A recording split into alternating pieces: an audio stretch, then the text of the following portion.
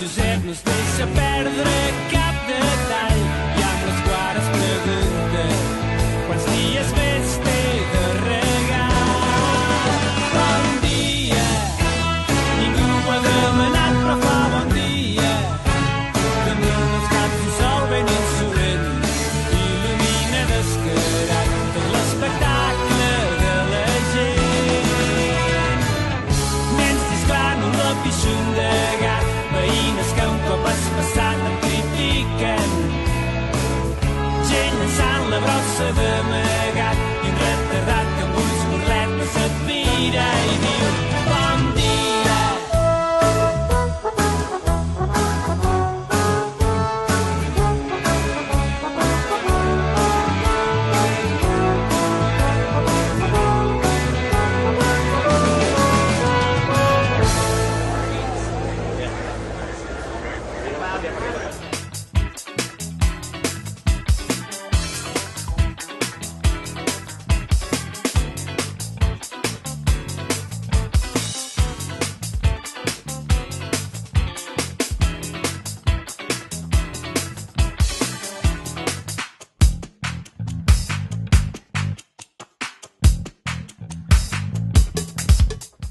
Bienvenidos a una nueva edición del programa Para Construir, Per Construir, programa de entrevistas de actualidad política de Cataluña que hace el Casal Cataluña de Buenos Aires. Bienvenidos. Hoy tenemos la suerte y el agrado de entrevistar a Oriol Junqueras. Oriol Junqueras es historiador, profesor, político, actual presidente de Izquierda Republicana, es consejero, mejor dicho, perdón, diputado en el Parlamento de Cataluña y también alcalde de San Vicente dels Horts.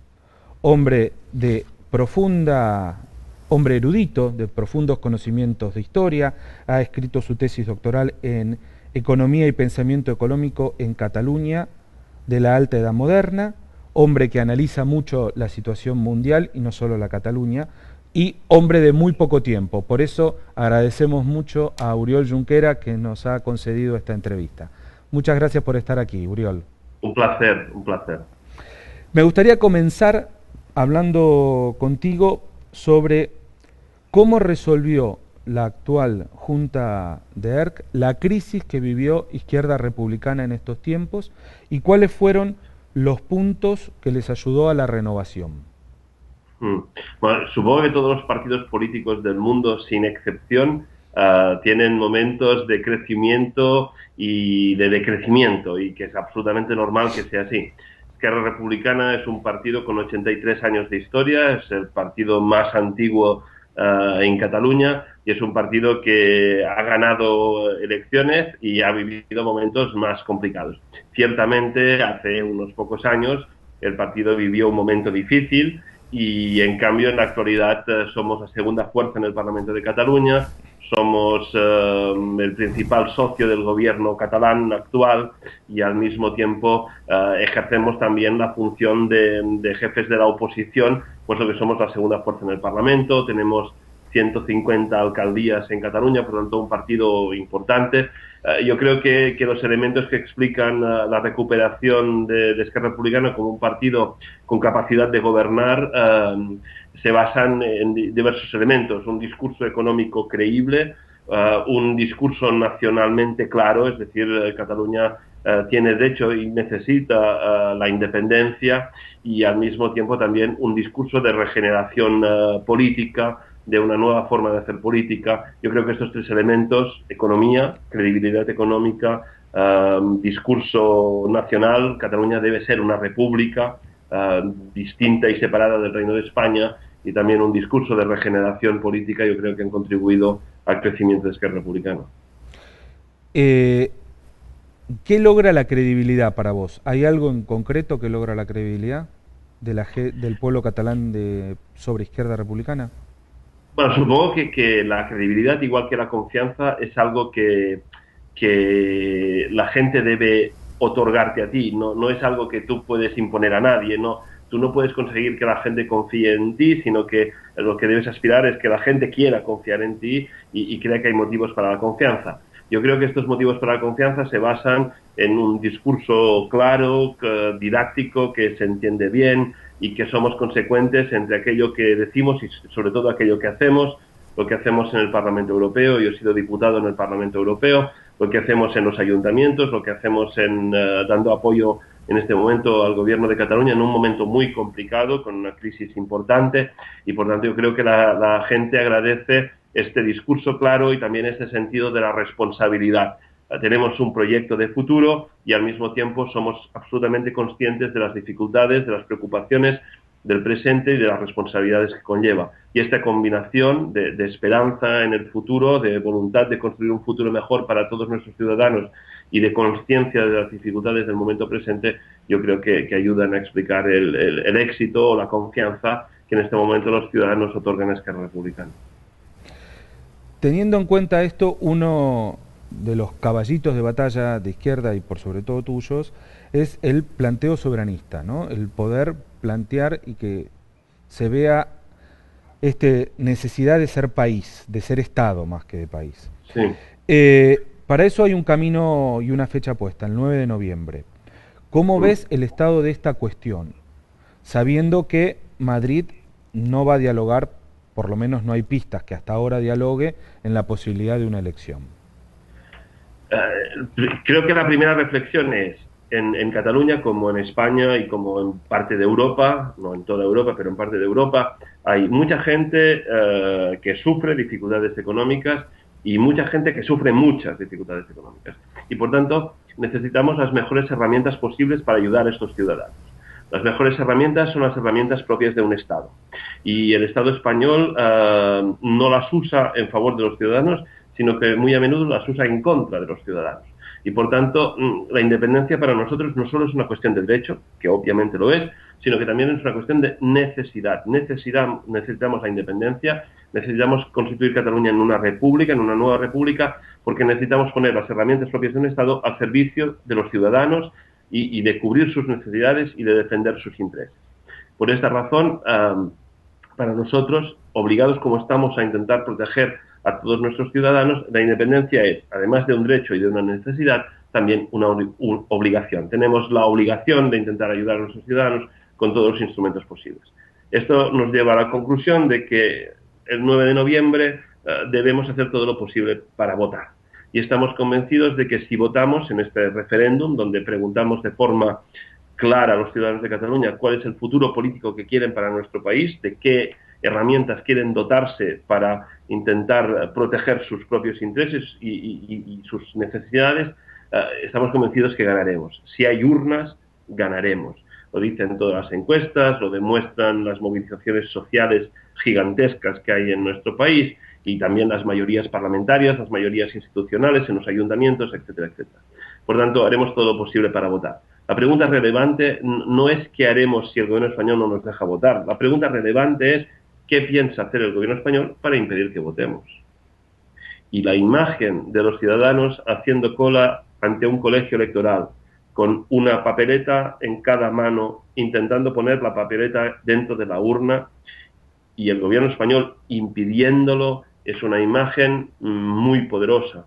Y nosotros no pensamos renunciar, no queremos renunciar, no nos resignamos, no nos rendimos, porque nos parece que nunca hay que rendirse en democracia, nunca hay que resignarse a no ejercer la democracia. Por tanto, haremos todo lo posible para votar y veremos qué es lo que pretende hacer el gobierno español para impedir que votemos. Y estamos convencidos de que acabaremos votando, que encontraremos el camino para votar, porque las cuestiones en democracia se resuelven con democracia, no sin democracia.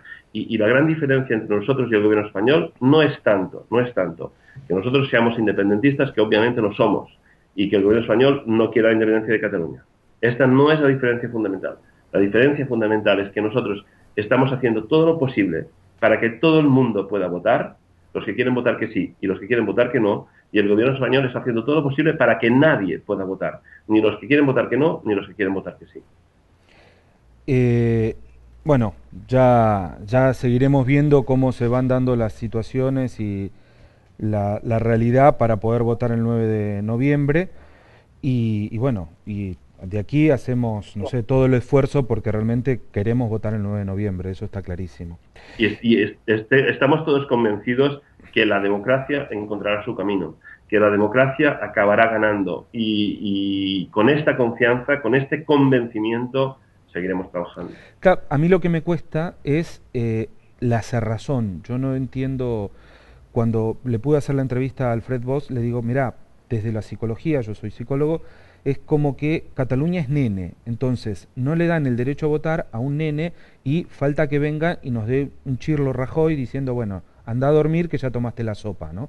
Porque si no, no entiendo como un diálogo de adulto a adulto te pueden decir, vos no podés votar. Esto es muy fuerte para mí, ¿no? Es decir, es como que si tu padre en un momento cuando ya sos adulto, que no es la comparación exacta, ¿no? Te diga, bueno, vos ya no te puedes ir de casa. O, ¿cómo que no me puedo ir de casa? Ya soy grande, ya tengo trabajo, ya tengo esto. O sea, somos autónomos en nuestra vida, ¿no? Lo fuerte para mí es no dar la autonomía a un pueblo histórico de 7 millones de personas, ¿no? Pero bueno, veremos cómo se resuelve. También ustedes conocen un poco la actitud del gobierno español, tanto cuando gobierna el PSOE como cuando gobierna el PP, respecto a muchos países latinoamericanos o respecto a muchos países de todo el mundo. Y muy a menudo es un trato poco respetuoso. Y los gobiernos españoles están acostumbrados a hacer un poco lo que les da la gana, a menospreciar un poco a sus interlocutores, a imponer los intereses de unas pocas empresas contra la voluntad de la mayoría de muchos ciudadanos. Y esta actitud que el gobierno español a menudo tiene, incluso ante países soberanos, es evidente que también la tiene en frente de los ciudadanos de Cataluña. Y esto hace más inevitable aún que nosotros queramos ser un Estado independiente, una nueva república en el concierto de los países independientes del mundo. Este nuevo trabajo que ha hecho Izquierda Republicana de renovación interna, y cuando uno escucha a los políticos que encabezan todo este proceso, uno ve que hay una gran capacidad de consenso y eso se plasma concretamente en la elección de los candidatos para las europeas. ¿Qué los motivó a ustedes para elegir a los candidatos que han elegido? Pues nosotros hemos colocado en el primer lugar a un independiente, a un profesor universitario, máximo responsable de un organismo internacional con mucho prestigio, que habla perfectamente inglés, francés, alemán, italiano, catalán, español, etcétera, etcétera. Una persona con mucha proyección internacional, que es Josep María Terricabras, y hemos puesto en segundo lugar al dirigente de otro partido político, que esto es muy singular, ¿no? Que un partido político coloque en sus listas al dirigente de otro partido. Esto es lo que hace Esquerra Republicana, que es un partido muy generoso y cede el segundo lugar al dirigente de otro partido. En este caso, a un dirigente histórico del socialismo en Cataluña, que se ha dado cuenta de que el camino que ha seguido el PSOE, el Partido Socialista Español, es un camino de poco respeto hacia la democracia, es un camino de mucha sumisión a los intereses de unos pocos contra la voluntad de los muchos, y estos dirigentes del Partido Socialista se han alejado de este partido cada vez menos socialista y precisamente para defender su propia tradición, pues se acercan a Esquerra Republicana de Cataluña, ¿no? Y como dice el Premio Nobel de Economía Stiglitz, nosotros somos y queremos ser y pretendemos ser el 99% de la sociedad. Y estamos un poco cansados de que, o muy cansados, de que el 1% siempre imponga su voluntad, siempre imponga sus intereses, siempre imponga sus criterios ante las necesidades y los derechos de la inmensa mayoría de la población. Yo creo que esto se puede entender perfectamente en Estados Unidos cuando lo dice Stiglitz, o se puede entender en Europa, o se puede entender en Argentina, o se puede entender en toda América Latina y también en Cataluña. Y precisamente con este concepto hemos escogido a nuestros candidatos en las elecciones europeas. Estamos convencidos que harán un buen trabajo en el Parlamento Europeo y que ayudarán no solo a hacer una Cataluña mejor, sino sobre todo ayudarán a construir un mundo mejor. Y no hay que olvidar que, por ejemplo, en el Parlamento Europeo se deciden cuestiones tan relevantes como los acuerdos comerciales con muchos países del mundo, entre la Unión Europea y Mercosur, entre la Unión Europea y Chile, entre la Unión Europea y México, entre la Unión Europea y Argentina. Por tanto, es una institución muy relevante. Y yo, mientras fui diputado en el Parlamento Europeo, fui miembro de la delegación Unión Europea-Mercosur, por poner un ejemplo, y ahí se deciden cuestiones muy relevantes. Estamos convencidos que los diputados de Esquerra Republicana harán un gran trabajo, no solo en favor de Cataluña, sino también en favor del conjunto del mundo. Una pregunta un poco más pensando a futuro. Se puede llegar se logró el comienzo de la independencia, ¿no? Se logró, se votó, todo. ¿Qué características te debería tener el nuevo Estado catalán que no repita los modelos capitalistas que llevaron a esta crisis? Un poco creo que lo he respondido anteriormente cuando he dicho, los valores de Esquerra Republicana son los valores de una alternativa económica que es simultáneamente respetuosa con el mercado. Nosotros estamos a favor de la libre competencia, pero sobre todo de la libre competencia. Y por tanto, cuando desde posiciones monopolistas o oligopolistas, es decir, cuando unas pocas empresas, unas pocas personas distorsionan la libre competencia de todos, creemos que esto provoca un daño a la inmensa mayoría de la sociedad. Le pongo a usted un ejemplo. Hace pocos días el presidente Mariano Rajoy se reunió con 19 representantes de grandes empresas españolas. Estas 19 personas controlan a través de sus empresas un tercio, una tercera parte del PIB español. Cuando hay 19 personas que controlan un tercio del PIB de un Estado, significa que hay millones y millones y millones de personas, en el caso de España 45 millones de personas, que no controlan este tercio del PIB.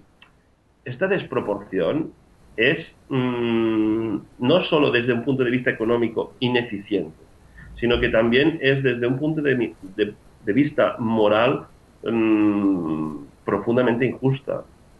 No puede ser que 19 personas decidan más que 45 millones. Y esto pasa en España y, por desgracia, pasa en muchos lugares del mundo. Por tanto, desde el respeto a las reglas del mercado y a las leyes del mercado, precisamente para garantizar que estas leyes funcionen adecuadamente, también deben haber mecanismos de control político ciudadano respecto a los excesos que se han cometido por parte de algunas entidades financieras, no todas, pero por parte de algunas, o los excesos que se han cometido por parte de algunas pocas empresas en contra de los intereses de la mayoría. Y esto debemos hacerlo también desde Europa, porque precisamente Europa es un espacio que puede ser políticamente relevante. En Europa hay más de 500 millones de ciudadanos que, si son conscientes de su fuerza y de su poder, están en condiciones de negociar con muchas de estas grandes empresas que son transnacionales, que tienen presencia en todo el mundo. Por tanto, insisto, desde el respeto a los intereses del 90% de las empresas de nuestro país, que son pequeñas, medianas empresas, comerciantes, etcétera, etcétera, y desde la voluntad de ayudarles, porque nuestra voluntad es ayudar a la inmensa mayoría de los trabajadores, de los jubilados, de los parados, de los estudiantes y de los empresarios de nuestro país, porque el país lo queremos construir con todos ellos conjuntamente. Y para poderlo hacer hay que acabar con los privilegios y los abusos de unos pocos. Y por desgracia en España esto ha sido terrible, terrible. Desviaciones presupuestarias en la obra pública de miles de millones de euros en favor de unas pocas empresas constructoras. Abusos por parte de algunos bancos respecto a centenares de miles y a veces millones de clientes con cláusulas que los tribunales han considerado absolutamente abusivas. Hay que proteger a los ciudadanos, debemos protegernos ante los abusos de unos pocos. Bueno, a ver, en Argentina y en América Latina se ve claramente porque estas multinacionales tienen más peso y más presupuesto que el propio Estado o que una propia provincia. Entonces, obviamente con caldo de cultivo nacional, ¿no? Con funcionarios públicos poco transparentes, ayuda a que el peso de estas empresas sea tan fuerte. Yo esto lo único que veo, la única posibilidad que hay es un mayor control ciudadano, ¿no? Un mayor control, no hay otra, una mayor implicancia ciudadana, una mayor conciencia ciudadana para que pueda presionar para que estas cosas no sucedan, ¿no? Aquí hay casos muy fuertes de corrupción, cosas muy serias en Argentina donde están nombradas con pruebas gente importante y los políticos pasan de eso, como si no pasara nada, ¿no? Como si no pasara nada. Se hacen, aquí decimos los sopas, ¿no? Los giles. En Cataluña, para mí el cambio fuerte es que el pueblo catalán quiere otra cosa. Y para mí, Izquierda Republicana supo oír hace tiempo ese cambio. ¿Cómo se mantiene este común diálogo entre la necesidad del pueblo y la dirigencia de Izquierda Republicana? Totalmente de acuerdo con usted en lo que usted comentaba.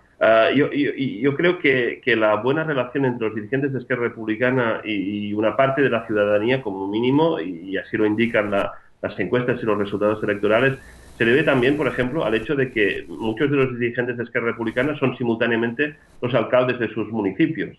Y que esto nos acerca mucho a los ciudadanos. Tratamos los problemas cotidianos de nuestros conciudadanos cada día. Yo cada día como alcalde de una ciudad cerca de Barcelona, pues tengo que afrontar problemas sobre vivienda, problemas escolares, problemas económicos de paro, ayudar a las empresas a salir adelante, ayudar a encontrar nuevas inversiones que creen puestos de trabajo. Esto lo hacemos cada día. Y yo creo que esto es muy positivo y que estas formas de hacer política que cada vez estaban más alejadas de la ciudadanía, donde las decisiones se tomaban en núcleos muy pequeños de dirección de unos pocos partidos que muy a menudo están endeudados con grandes entidades financieras y que por tanto sus decisiones son a veces poco libres, ¿no? Para entendernos. Yo creo que debemos transformar estos modelos de decisión y debemos acercar el poder a los ciudadanos y los ciudadanos al poder, ¿no? Y de hecho, uno de los principios fundamentales en la creación de la Unión Europea era el principio de subsidiariedad, es decir, que todo lo que se puede hacer desde un ayuntamiento no lo haga una provincia y lo que se puede hacer de una provincia no hace falta que lo hagan los estados, hay que acercar el poder a los ciudadanos. Por desgracia, no siempre se ha hecho así. Y justo al contrario, a veces se ha hecho lo contrario y se ha dejado el poder de los ciudadanos y se ha concentrado en muy pocas personas y dirigentes políticos que cuando terminan su etapa política van a dirigir o a formar parte del Consejo de Administración de unas pocas grandes empresas que se han beneficiado de las decisiones que aquellos políticos han tomado mientras eran políticos.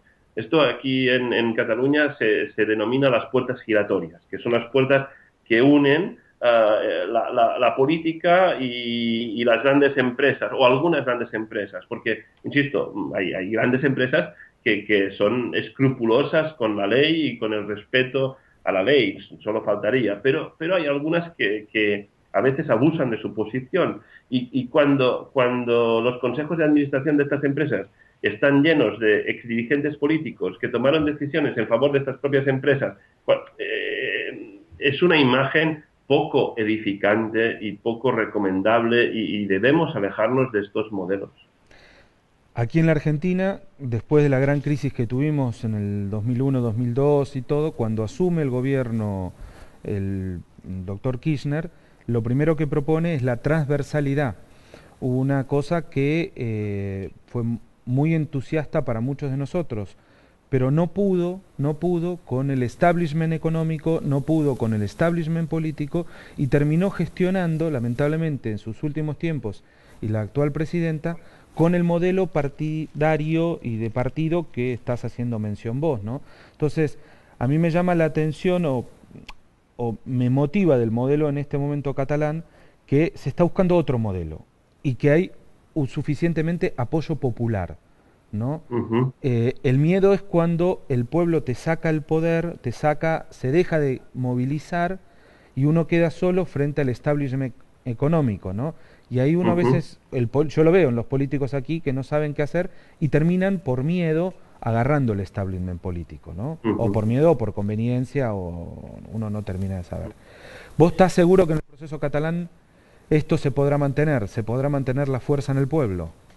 Haremos todo lo posible para que sea así. Y mientras los niveles de movilización sean para una población de 7,5 millones de personas, ver cómo 2 millones llenan las carreteras del país durante de un extremo al otro, de una frontera a otra, es extraordinario este nivel de movilización.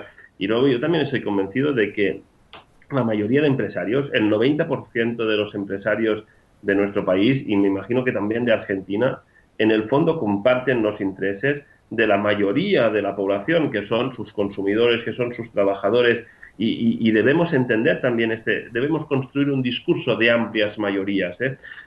Un discurso de amplias mayorías que nos ayude a entender que al final el futuro de las empresas también está ligada al bienestar de sus trabajadores, porque al final también son los consumidores de las propias empresas, o que el futuro de las empresas debe estar ligado también al papel de los trabajadores en la dirección de estas empresas. Pongo un ejemplo. En Alemania, Volkswagen, una de las grandes multinacionales del mundo del automóvil, el presidente del comité de empresa, el presidente del comité de los trabajadores, es el vicepresidente del Consejo de Administración de Volkswagen en todo el mundo.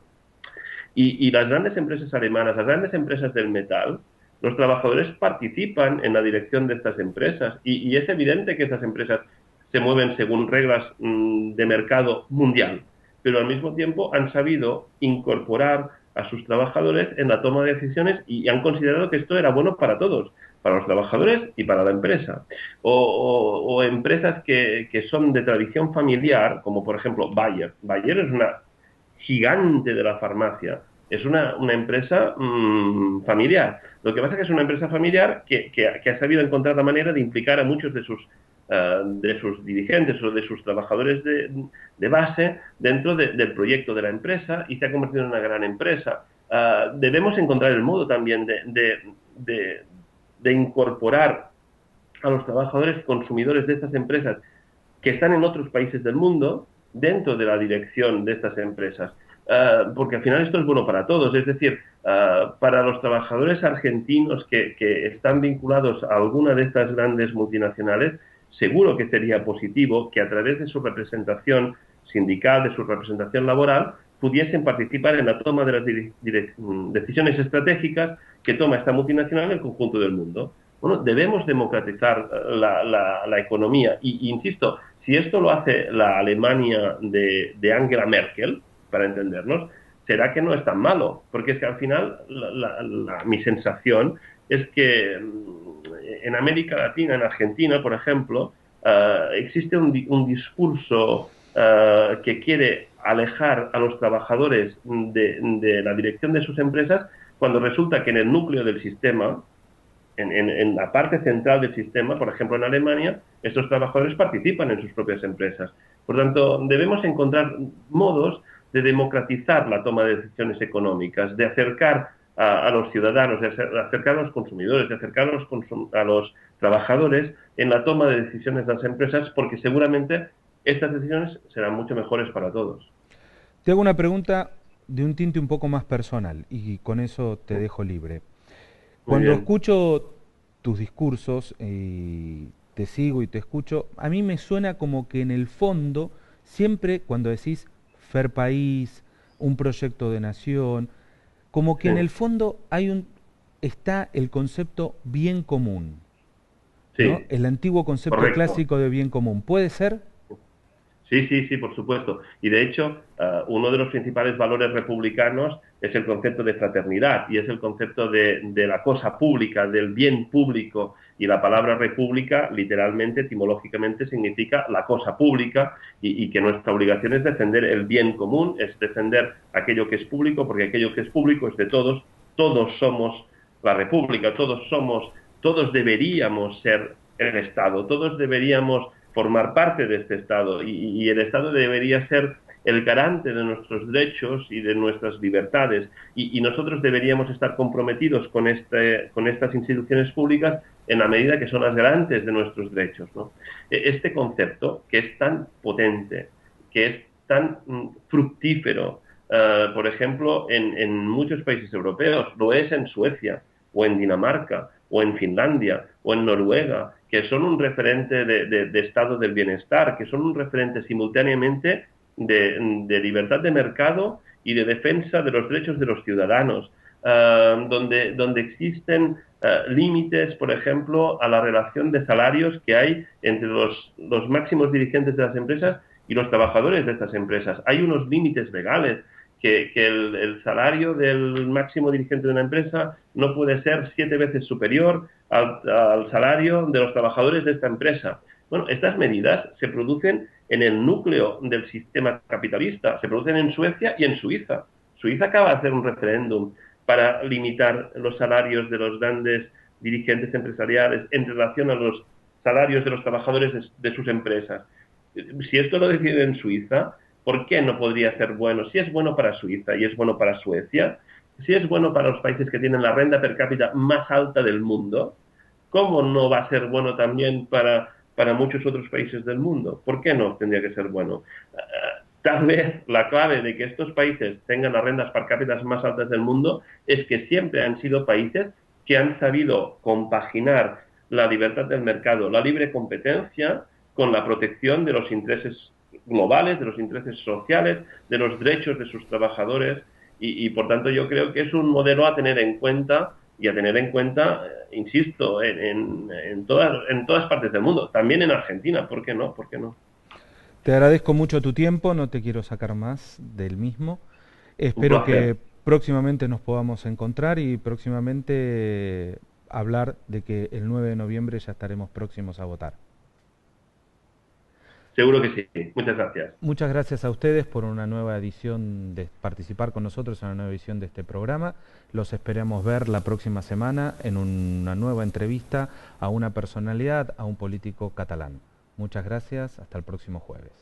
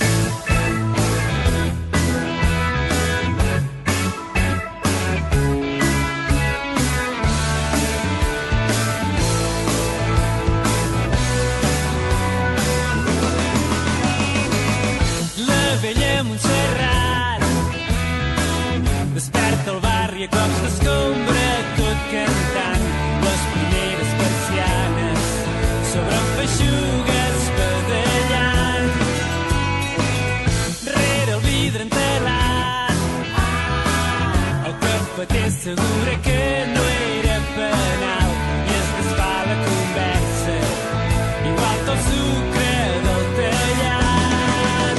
Bon dia, ningú ha demanat però fa bon dia. Damunt els caps un sol ben insolent il·lumina descarat tot l'espectacle de la gent.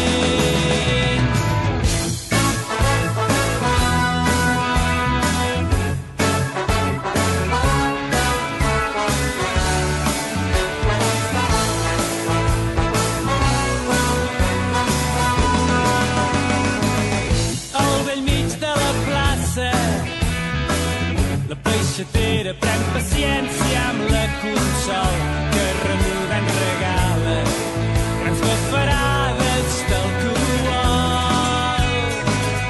i el padrí reposant l'avi Josep no es deixa perdre cap detall i amb les guares pregunta quants dies més té de regal.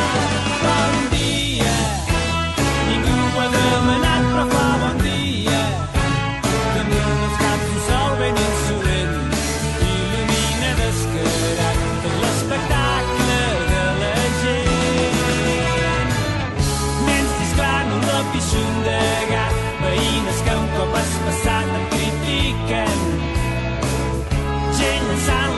se ve